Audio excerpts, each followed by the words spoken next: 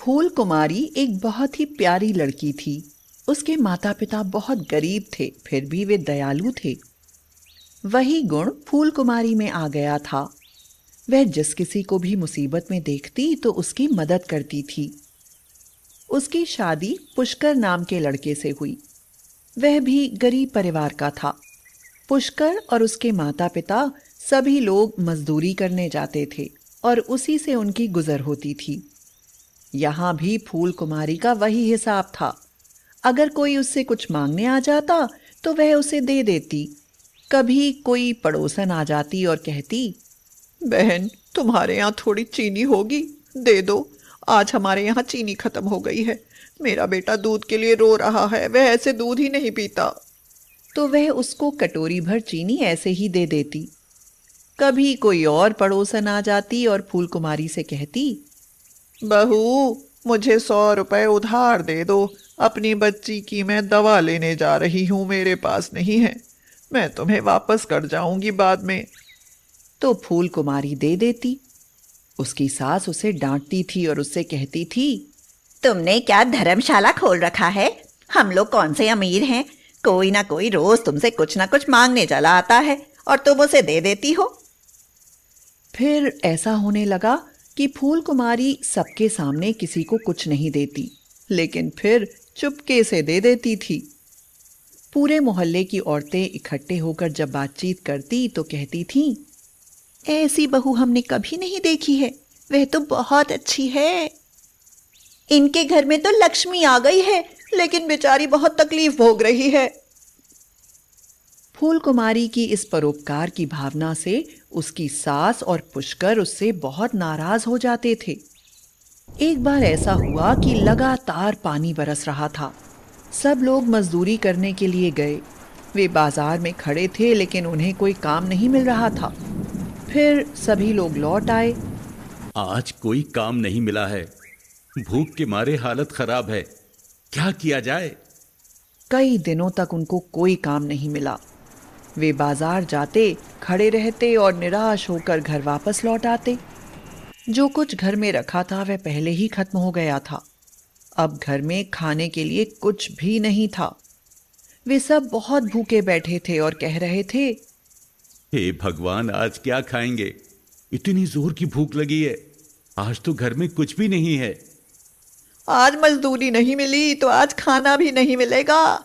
यहाँ तो रोज कुआं खोदो, रोज पानी पियो वाली हालत है। तभी उसकी पड़ोसन पुष्पा आ गई। लो, आ गई कुछ मांगने। अरे भाभी, उदास क्यों हो? क्या हुआ? आज हमारे यहाँ कुछ है ही नहीं। इतना सुनते ही पुष्पा अपने यहाँ गई और दाल, चावल और सब्जी ले आई। अभी खाना बना लो, तुमने तो हमारी बहुत मदद की थी। अब फूल कुम्हारी ने चूल्हा जलाया। पहले उसने दाल बनाई, उसके बाद चावल बनाए, फिर सब्जी और रोटियां सेकने लगी। अम्मा जी, आइए खाना खा लीजिए। सब लोग खाना खाने के लिए बैठे ही थे। सब लोग बहुत भूखे थे। तभी बाहर से आवाज आई, क्या इस गरीब के लिए कुछ है? बहुत जोर की मैं भूखी हूँ। फूल कुमारी ने बाहर निकलकर देखा तो एक बूढ़ी औरत खड़ी हुई थी। बेटी, बहुत जोर की भूख लगी है।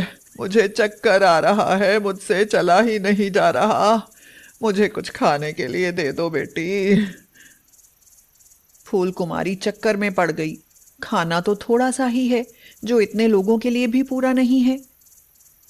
वो सोचने लगी, हे भगवान, मैं क्या करूं?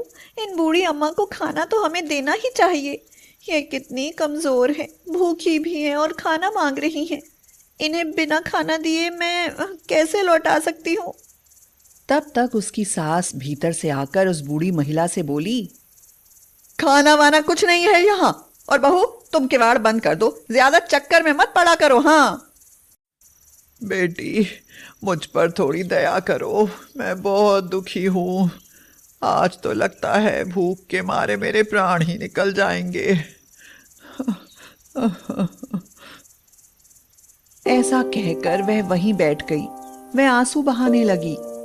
फूल कुमारी घर के भीतर दौड़ कर आई और अपनी सास से बोली, अम्मा, उन्हें उन्हें खाना दे दो, वे बहुत भूखी हैं।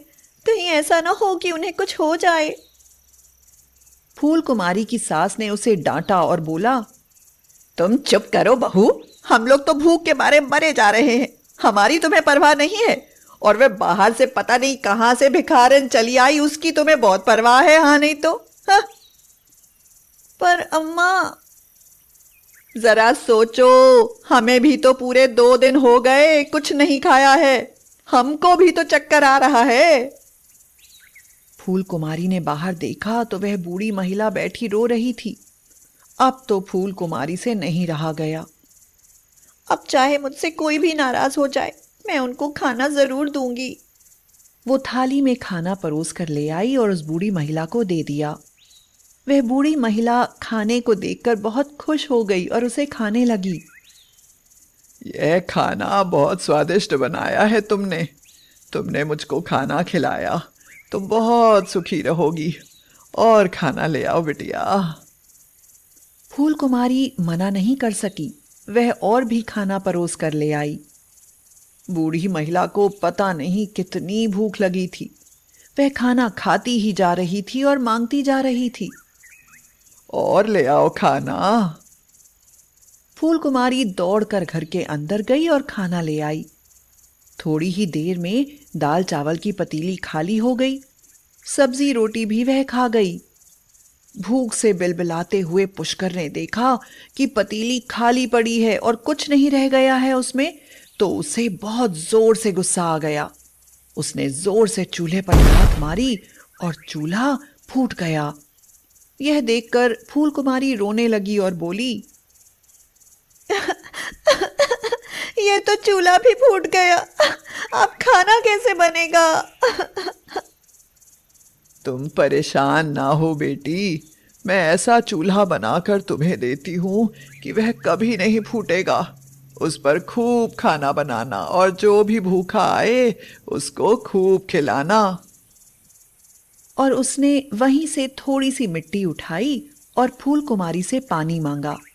उसने मिट्टी गूंधी और एक नया चूल्हा बनाकर रख दिया।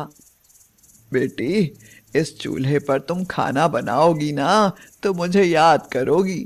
तुम्हारे यहाँ कुछ नहीं है, तुम जिस चीज को बनाना चाहो उसका नाम लेकर चूल्हे पर पतीली रख दिया करना।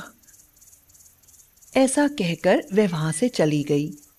फूल कुमारी ने चूल्हे पर खाली पतीली रख दी और बोली, मैं तो दाल बनाने वाली थी। अब तो एक बहुत बड़ा आश्चर्य हो गया। लकड़ियां उसमें अपने आप जलने लगी थीं। पतीली तुरंत ही दाल से भर गई। अब तो फूल कुमारी बहुत खुश हो गई।